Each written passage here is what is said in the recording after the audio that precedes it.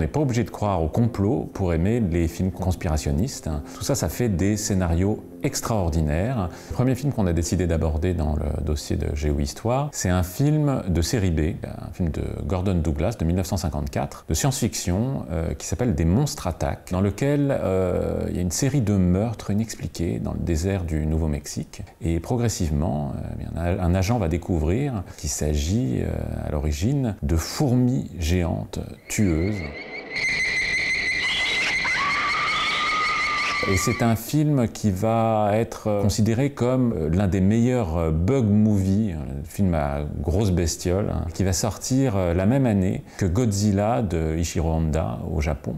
Et ces deux films, finalement, vont raconter un petit peu la même histoire, c'est-à-dire représenter des monstres gigantesques comme des sortes de paraboles du péril atomique, et ils vont en profiter aussi pour dénoncer les mensonges du gouvernement et de la communauté scientifique qui, évidemment, sont à l'origine de ces monstres gigantesques.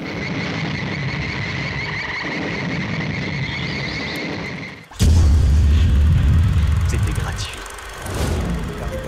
The Truman Show, c'est un film de Peter Weir qui sort en 1998 et qui va être un énorme succès. Et ça raconte l'histoire de Truman, un paisible Américain qui vit dans une petite ville, qui n'arrive pas grand-chose, mais qui va se rendre compte très vite qu'il se trame quelque chose d'étrange autour de sa vie. Et progressivement, il va s'apercevoir qu'il est le héros d'une télé-réalité et qu'il est filmé en permanence par 5000 caméras. Waouh! C'était pas de temps! C'est la première fois avec Truman Show qu'un réalisateur va s'emparer vraiment des théories un peu complotistes et puis de l'aspect philosophique que pose ce genre de programme. Je vais te préparer une bonne tasse de mococoa. Le cacao naturel entièrement récolté à la main sur les pentes du mont Nicaragua, sans édulcorant de synthèse. Mais de qui tu parles? C'est un film qui va même inspirer des psychiatres américains qui vont appeler le syndrome de Truman, le fait que certains patients sont persuadés que leur vie entière est mise en scène. Au cas où on se reverrait pas d'ici là, je vous souhaite une bonne soirée et une excellente nuit.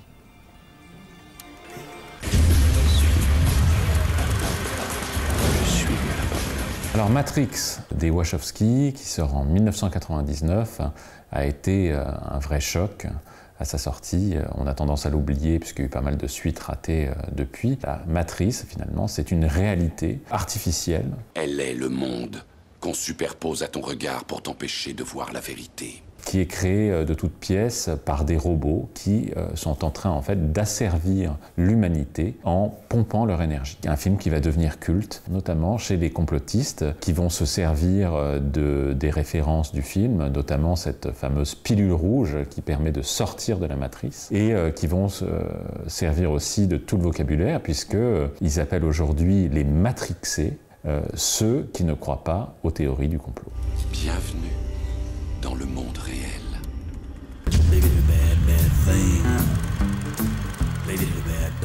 Eyes Wide Shut, c'est un film qui sort en 1999 et qui est le film testament de Stanley Kubrick. Dans ce film, un New-Yorkais qui est interprété par Tom Cruise, qui est en pleine crise du couple, qui va déambuler dans un New York un peu fantasmagorique et cauchemardesque, et qui va se retrouver au milieu du film dans un manoir où va se tramer une orgie sexuelle qui ressemble d'ailleurs plus à une sorte de rituel satanique qu'à une partie fine. Je vous en prie, ne soyez pas stupide. C'est un film qui va beaucoup inspirer la sphère complotiste, qui va y voir la preuve que l'élite, l'intelligentsia financière et culturelle new-yorkaise et que, en gros, les puissants sont des dégénérés et des pervers sexuels. C'est extrêmement fâcheux. Et le fait que la scène et la séquence a été tournée dans une propriété qui appartient à la famille Rothschild va ajouter finalement du grain à moudre aux conspirationnistes. Avez-vous passé un bon moment? Le petit tour que j'ai fait m'a beaucoup intéressé.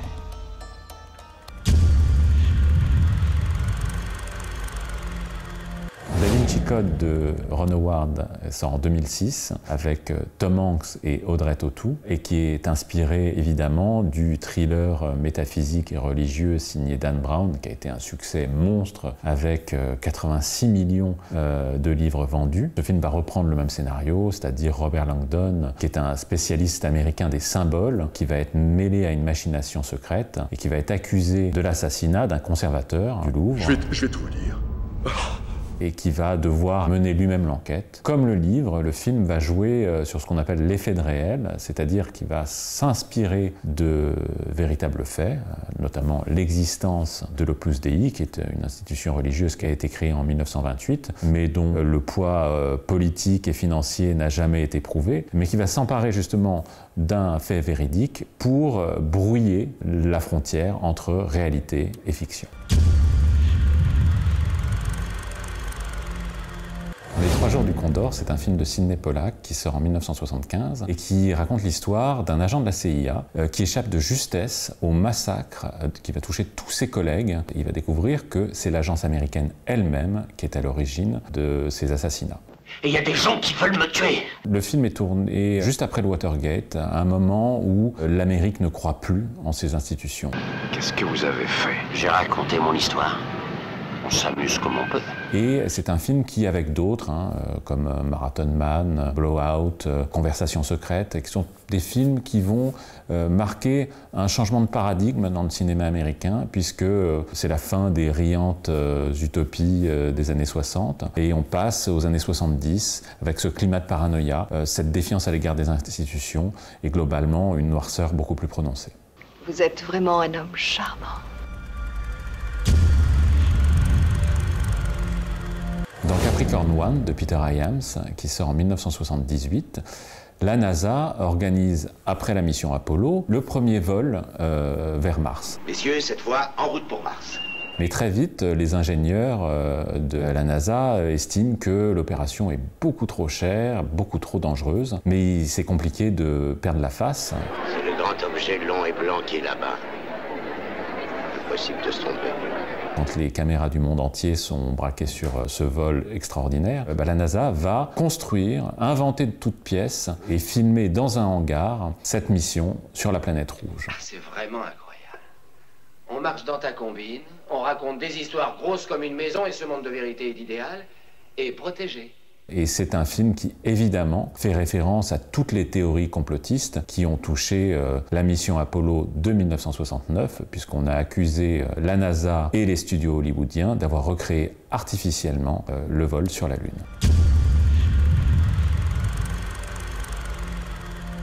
JFK de Oliver Stone, qui est sorti en 1991, est peut-être le film complotiste ultime. Il va mettre en scène un procureur américain qui est interprété par Kevin Costner et qui va se rendre compte petit à petit au fil de son enquête que la CIA, que le FBI, que le Pentagone et même que la vice-présidence et la mafia et bien d'autres sont mouillés dans cet assassinat tragique qui va bouleverser à jamais l'Amérique. C'est le tir décisif. Alors les historiens se sont penchés sur ce film et ont finalement montré que Oliver Stone avait un peu cousu de fil blanc, mais de manière très habile, son scénario. Que se passe-t-il ensuite? C'est la panique. C'est peut-être une vaste fumisterie, mais ça reste un très grand classique du 7e art et du cinéma américain qui a été le 6e plus grand succès de l'année 1991. On va pouvoir aller à la pêche.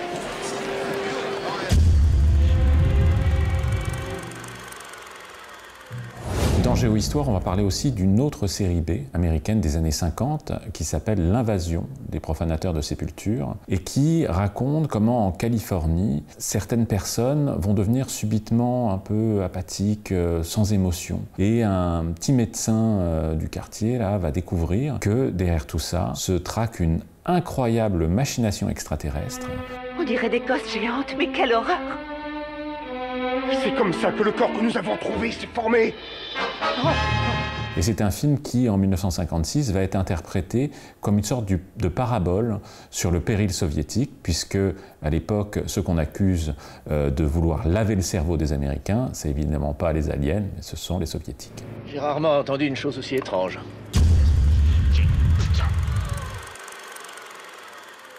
Ces garçons qui venaient du Brésil, c'est un thriller politique qui est tourné par Franklin Schaffner et qui sort en 1978 et qui raconte comment un célèbre traqueur de nazis va traquer Mengele et il va se rendre compte que ce médecin d'Auschwitz, qui est réfugié en Amérique du Sud, a créé des clones d'Hitler et qui va les disséminer un peu partout dans le monde afin de ressusciter le Troisième Reich.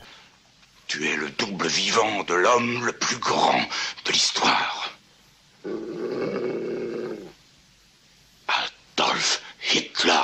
Et c'est un film qui va s'emparer d'une théorie du complot totalement absurde, le clonage d'Hitler, et le mêler avec des éléments réels, puisqu'à l'époque, au moment de la sortie du film, en 1978, Mengele est encore vivant et vit au Brésil.